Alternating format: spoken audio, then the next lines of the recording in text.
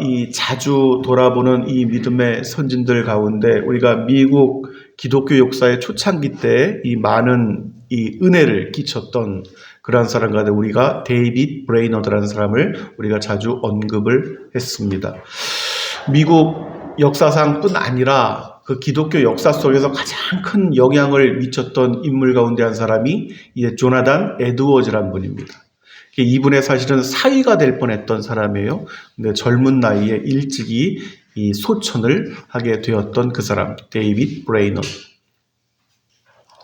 이 사람에 대한 일화는 이제 굉장히 많이 전해지는데, 특별히 이제 인디안들의 영혼 구원을 위해서 몸부림치고 가슴 깊이 기도하고 늘 그러한 문제를 가지고 하나님과 씨름했던 사람이 이제 이 데이빗 브레이너드. 그래서 이 사람에 대한 어떤 일화에 대한 것들은 훗날 그 인디안들, 그 본토의 인디안들을 통해서 많은 증거가 있었던 그러한 이제 사람이기도 하죠. 그 내용 가운데 한 가지를 오늘 또 소개해 드리고자 하면은, 이제 인디언들이 머무르게 되는 이제 부족들이 각지에 다 있었는데 어느 날 이 인디언들이 한 부락에 낯선 이방인 하나가, 낯선 침입자 하나가 텐트를 치고 자신의 거처 주변에 있게 된 것을 알게 됩니다. 그래서 혹시 자신의 부락에 어떤 큰 해를 끼치는 정탐꾼이 아닌가, 염탐꾼이 아닌가, 뭐 여러 가지 생각을 하고 이제 그 전쟁용 도끼를 들고 이제 몰래 다가서죠, 여러 명이. 그래서 이제 그 도끼를 들고 텐트 안을 가만히 열고 들어가서 죽이려고 시도를 하면서 열었는데, 그 텐트 문을 들추는 순간 그 인디언들은 이미 그 죽이려는 사람에 대한 적개심을 풀어버리고 맙니다. 왜냐하면은 그곳에 한 젊은이가 무릎을 꿇고 굉장히 거룩한 모습으로 기도를 하고 있었는데, 그 청년의 발꿈치에는 큰 방울뱀 한 마리가 또아리를 들고 도사리고 있었다는 것이죠. 그 모습을 보고 인디안들이 들추는 순간에 방울뱀이 이 소리를 내면서 경고의 음을 보냈대는데, 이 인디안들이 그 모습을 보고 안전하게 그 청년을 지키고 있는 어떤 그 모습을 보고 이 청년은 하나님께서 보낸 사람이다, 이렇게 확신을 했다는 것이죠. 그러니까 그들이 믿는 것은 그 당시 하나님이 아니고 신을 이제 믿었겠지만, 그들의 신이 이 사람을 보냈다 하는 것을 믿었다는 것이죠. 그래서 그 광경이 마을 부락의 이 인디언들에게 전해지고, 그 후로 이제 이 사람들이 이 데이빗 브레이너드의 복음의 설교를 듣기 시작함으로 구원을 얻는 사람들의 수가 더해져 갔다. 할렐루야.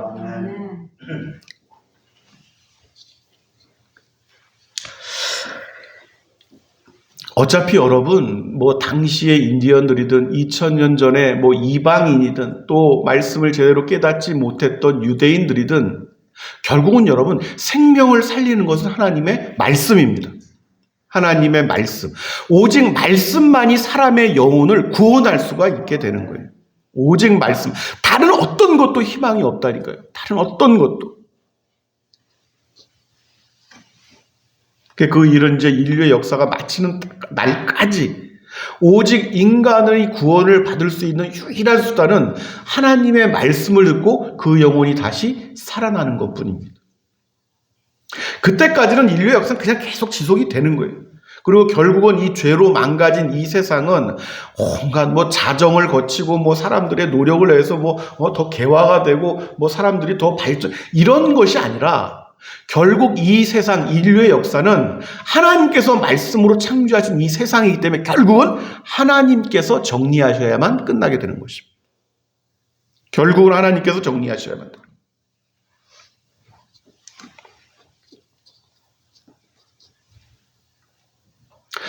그게 어둠인데 여러분, 빛을 떠난 모든 것들은 어둠입니다. 어둠.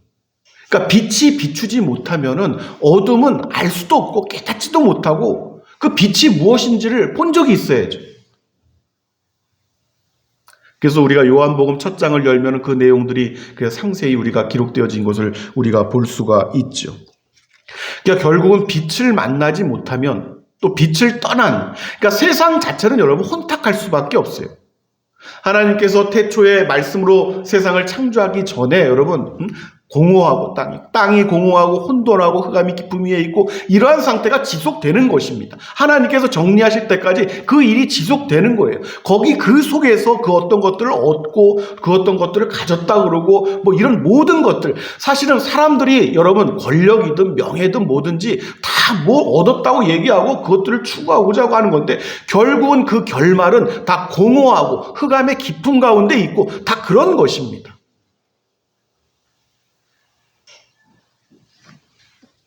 그러니까 빛을 만나지 못하면 그 어떠한 존재들도 다 같은 신사란 말이에요. 왜냐하면 피조세계 안에 있기 때문에, 타락한 피조세계 안에 있기 때문에 그렇습니다. 그래서 빛이 비추지 않으면은 여러분 그 말씀을 늘 마음 가운데 두시길 바랍니다. 빛을 만나지 못하면 창세기 1장 2절의 그 상태가 그대로 재현이 되는 거예요. 땅이 혼돈하고 공허하며 흑암이 깊은 위에 있고, 이제 그러한 상태가 지속되다가 하나님께서 은혜를 베푸시는 사람들이 있단 말이죠. 하나님께서 태초에 예정하시고 하나님께서 예비하신 존재들이 있단 말이죠. 그게 말씀은 다 들릴 수가 있는데, 다 선포되어서 들을 수가 있는데 그 가운데 들을 게 있는 자들이 있고 들을 수 있는 사람들이 있단 말이죠. 그 사람들이 말씀을 듣고 그 말씀을 알게 될 때 빛이 비추는 것입니다. 빛이 비추는 것. 흑암 가운데 있는 존재에게 빛이 비추어지면 처음으로 그 빛을 만나면 여러분 굉장히 놀라운, 어떤 사람은 반응들도 굉장히 다양하죠. 펄쩍 뛸 듯이 놀라는 사람들. 마치 동굴 속에 한 번도 빛을 본 적이 없는, 사람의 손을 타지 않았던 동굴에 갑자기 낯선 후라치 강한 후레쉬가 탁 비치면은 아주 그냥 거미들 뭐 벌레들 온갖 눈이 다 퇴화해가지고 없는 그런 것들이 너무너무 놀래가지고 여러분, 어떤 사람은 또 희미하게 빛을 인지할 수 있는 정도만 아는 사람도 있을 거예요. 말씀을 그것도 여러 번.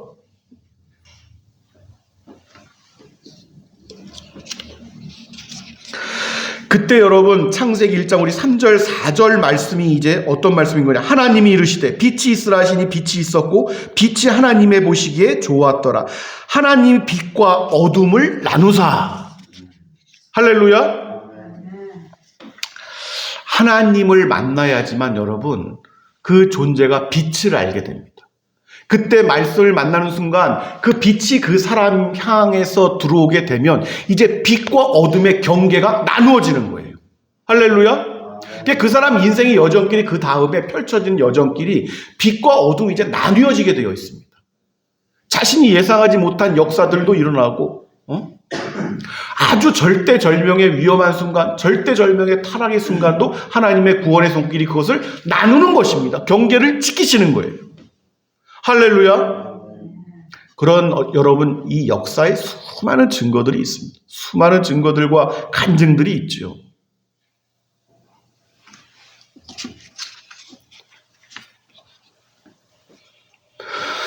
인류의 역사를 이렇게 쭉 보세요, 여러분.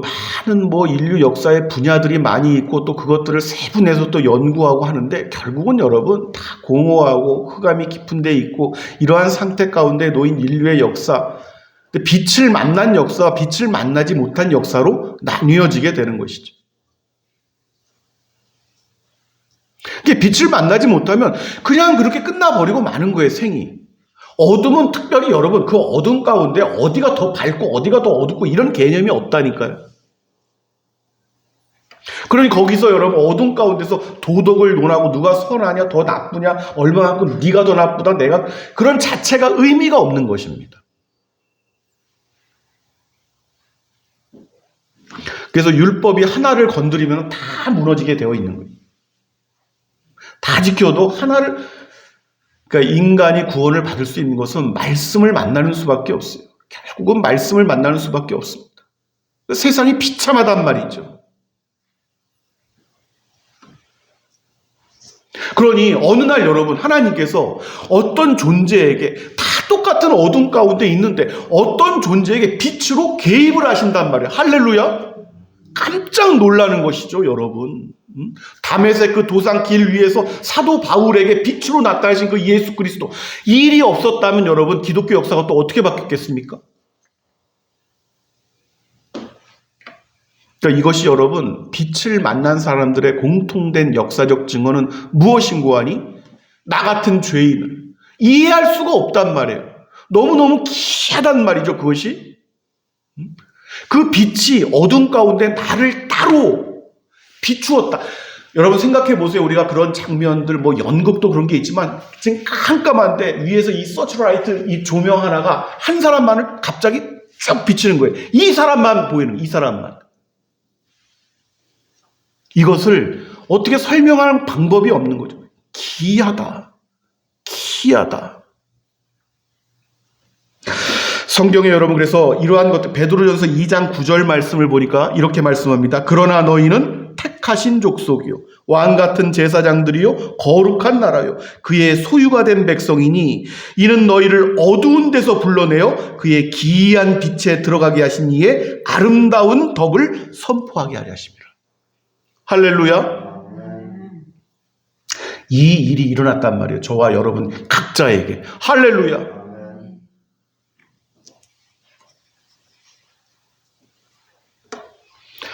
그러니까 여러분 이게 어쩔 수가 없는 것입니다. 역사 속에서 수많은 사람들이 이 땅에서 태어나고 또 그렇게 쓰러져가고 또 일어나고 또 쓰러져가고 했지만 이 빛을 만난 사람과 빛을 만나지 못한 인생들로 결국은 구분되어지는 거예요.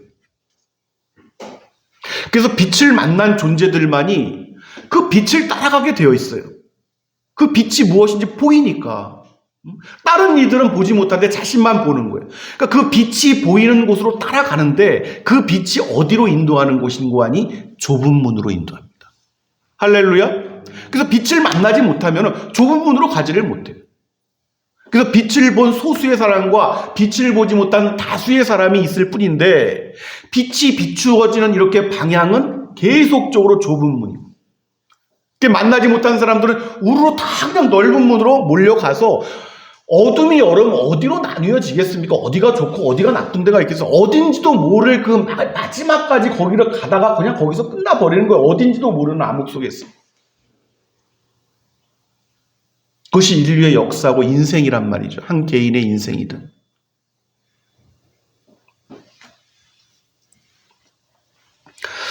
사랑하는 여러분, 오늘 이 수가성의 사마리아 여인이 만난 예수 그리스도.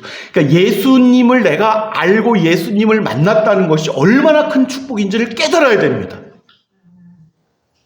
그래서 그분만이 나의 모든 것이다 고백할 수 있게 되는 거예요.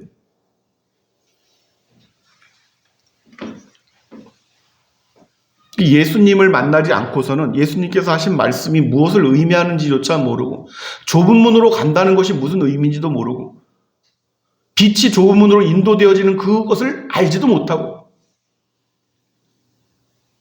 근데 이제 예수님을 만나서 그 빛을 정말 만나서 그 빛을 보았다면 기꺼이 능동적으로 좁은 문으로 들어간단 말이죠. 좁은 문으로 찾아간단 말이죠. 할렐루야.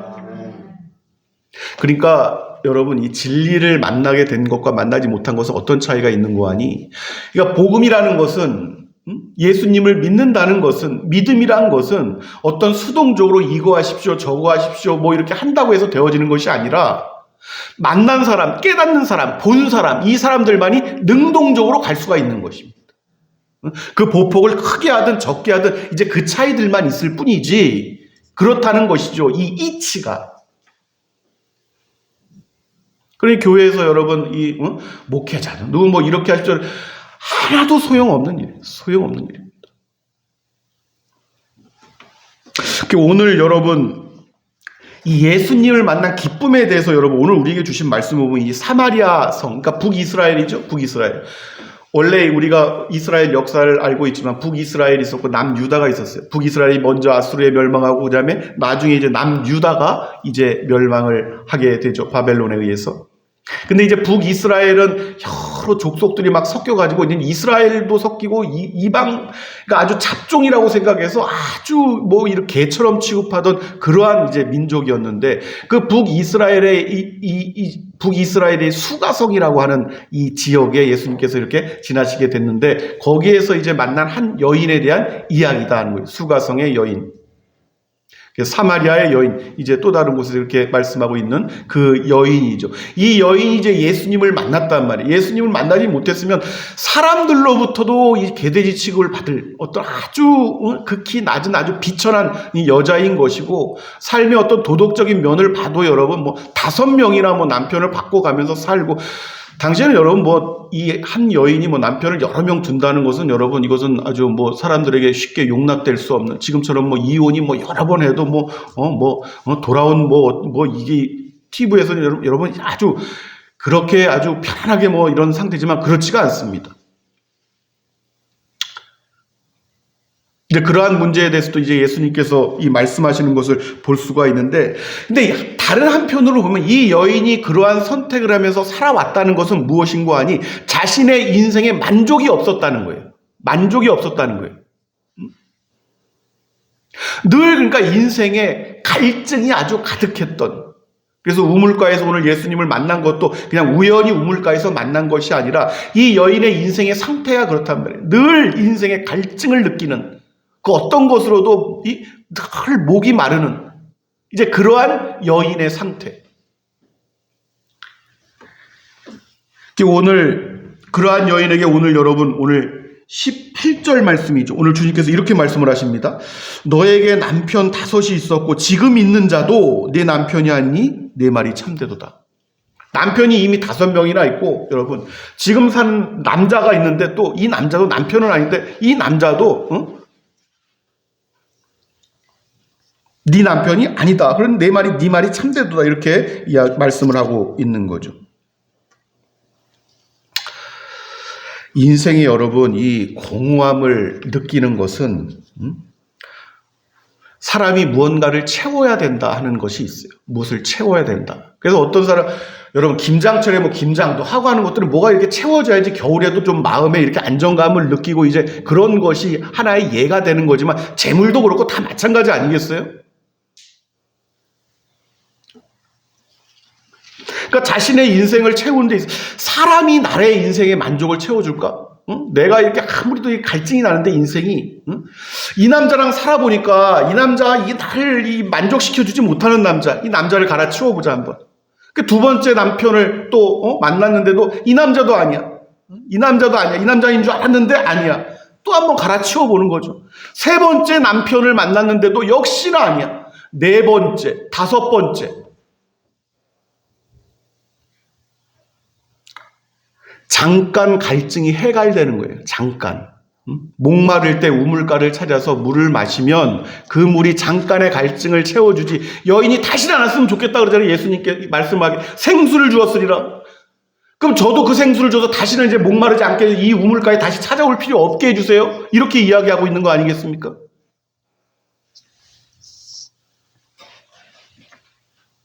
그 남편을 의지하지 않는 또 다른 사람들은 그러면 물질을 많이, 그래 결혼도 안 하죠? 결혼도 안 하고 그냥 물질을 그럼 많이 가지고 있으면 내가 그 갈증이 채워질까?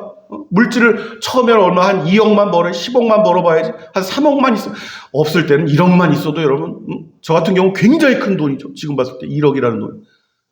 1억만 있어봐도, 1억 보니까 이거 무슨 10억 갖고도 사람들이 저러고 살았는데, 그냥 5억만 있었으면 좋겠다. 10억만 있으면 좋겠다. 물질이 그 사람의 갈증을 채워줄 줄 알았는데 채워도 그 갈증은 지속된다는 거예요. 지속된다는. 그러니 사람의 인생이라는 것이 그건 남편으로도 채워질 수 없고 물질로도 채워질 수 없다면 어떻게 해야 된단 말입니까? 어떻게 해야 된단 말입니까? 인생이라는 것은.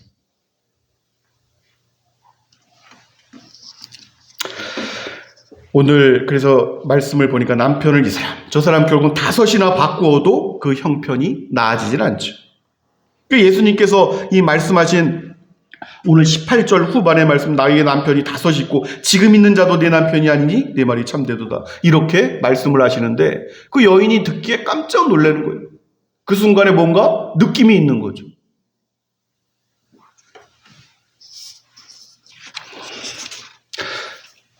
한 가지를 우리가 인생의 이 땅의 사람들이 진리처럼 가지고 있는 것은 무엇인고 하니 인생의 주된 목적은 만족입니다. 만족. 누가 만족하며 사는가 하는 것이 행복을 가르는 기준이 되는 거예요. 그래서 전 세계 국가가 뭐 200개가 넘고 뭐 하는데 국가가 만족 지수라는 거를 매겨요. 매년.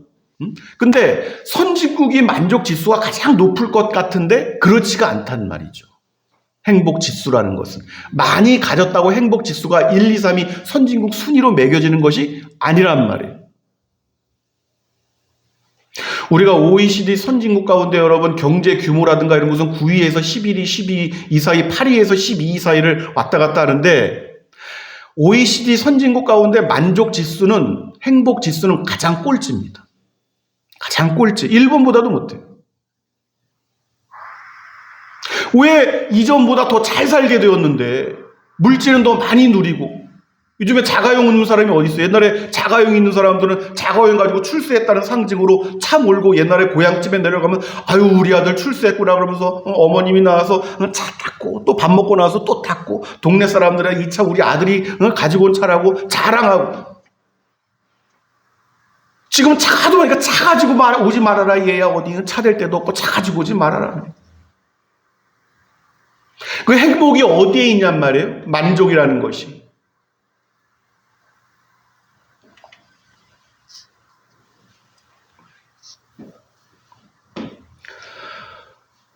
무엇인가 채워지면 만족할 것이라는 것이 여러분 틀린 것은 아닙니다.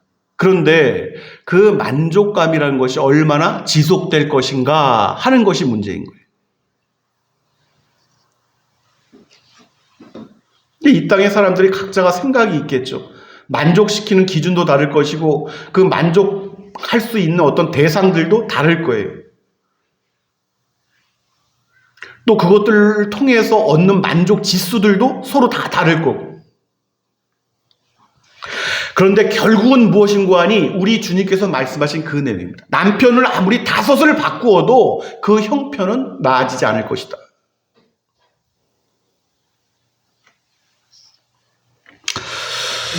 오늘 예수님께서 이렇게 말씀하십니다. 13절 14절 말씀에 이 물을 마시는 자마다 다시 목마르려니와 내가 주는 물을 마시는 자는 영원히 목마르지 아니하리니 내가 주는 물은 그 속에서 영생하도록 솟아나는 샘물이 되리라. 할렐루야. 여러분 우리가 한 가지를 기억합시다. 만족을 누리는 것도 결국은 여러분 자유로워지게서 인생을 사는 거예요. 젊었을 때 물질을 많이 모아서 어떻게 살겠다는 것도 결국은 노년이나 이후의 어떤 인생을 자유롭게 살고 싶은 욕망 때문에 젊은 시절에 많이 모아두자 이렇게 생각하는 사람이 있고 그런데 결국은 여러분 그러한 것들이 아니라 사람은 진리를 알아야 되는데 그 진리가 그 사람을 자유케 하는 것입니다. 그러니까 오늘 이 사마리아 여인이 기뻤던 것은 말씀을 만난 거예요. 할렐루야. 이제까지 들어보지도 못했던 말씀인 것이고 메시아를 기다렸는데 그 메시아가 나를 자유케 할 것이고 나를 행복하게 해줄 것이라고 어떻게 내가 살아갈 것을 제시해 주실 것인데 그분이 바로 나다 이렇게 말씀하시니 얼마나 기뻤겠냐는 말이죠.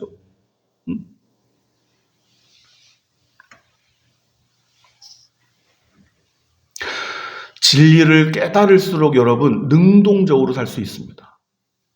진리를 깨닫지 못할수록 수동적으로 살아갈 수밖에 없어요. 모르니까 이것저것 시키는 대로 해야 되고 이렇게 저렇게 그냥 매여서 살아야 되고 진리를 깨닫게 되면 자유할 수가 있습니다. 할렐루야.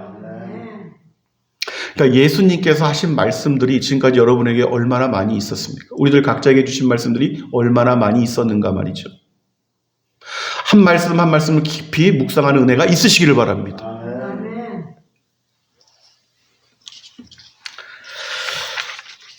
우리가 여러분 구약과 신약을 분리할 수 없는 것은 모든 것들이 이 상징된 것들이 있고 영적인 의미들을 내포하고 있고 또 그림자와 같은 것들이 신약에서 이루어지는 것들이기 때문에 그런 것인데 사람은 본질적으로 어떤 존재인고 하니 쉽지가 않단 말이에요. 빛을 만나기 전에. 또 빛을 만났다고 해도 쉽지 않은 것은 무엇인고 하니 육신을 입고 있어서 그렇습니다. 그래서 육에 속한 것들을 끊어내기가 쉽지가 않단 말이에요. 육에 속한 것들을 베어내기가 쉽지가 않단 말이에요.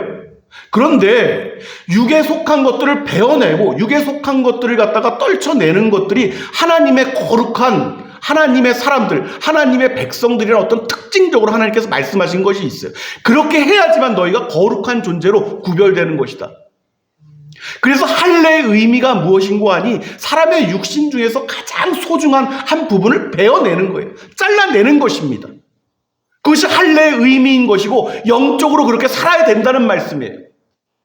그래야지 그 사람이 세상과 다르게 거룩한 사람인 것을 입증하고 인을 치는 것입니다. 하나님께서 그러한 사람에게 복을 주시는 것입니다.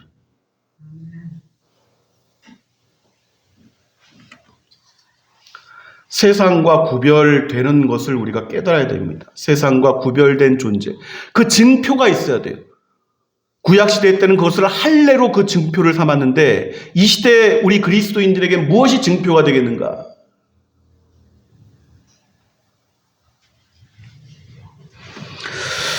우리들의 각자에게 주신 시간의 여정들 속에 자유함 속에서 마음껏 기쁘게 걸어갈 수 있는 축복이 함께 하시기를 예수 그리스도의 이름으로 축원합니다. 아버지 하나님